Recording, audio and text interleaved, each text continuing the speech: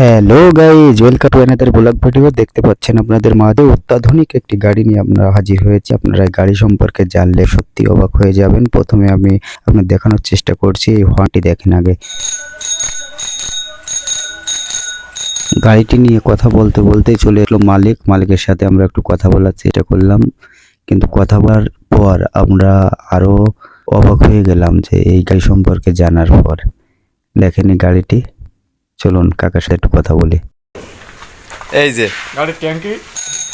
গাড়ির ট্যাঙ্কিটা হচ্ছে পটের ভিতরে সিস্টেম করা, আর এই যে হর্নটা হচ্ছে সাইকেলের ওই যে বেল, এই বেল দিয়ে মোটরসাইকেলের বানাইছে।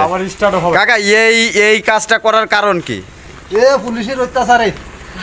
এই কাজটা করা যায় পুলিশের অত্যাচারে?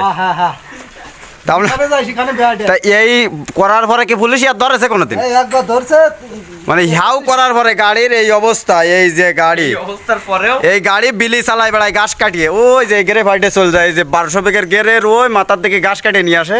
কাকা এই পাড় দিয়ে ঘাস কাটতে যায়, এই যে গাড়ির তেলও পড়ে যায় একটু যা খালি। এই যে এই কাকা তা কয় হাজার টাকা দিয়েছেন তাহলে এই গাড়িতেই পুলিশের কাছে ধরা খায়? 3100।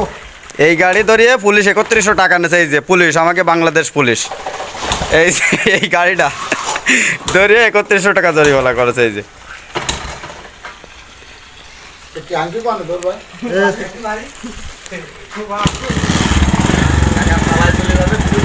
এই যে কাকা চলে যাচ্ছে।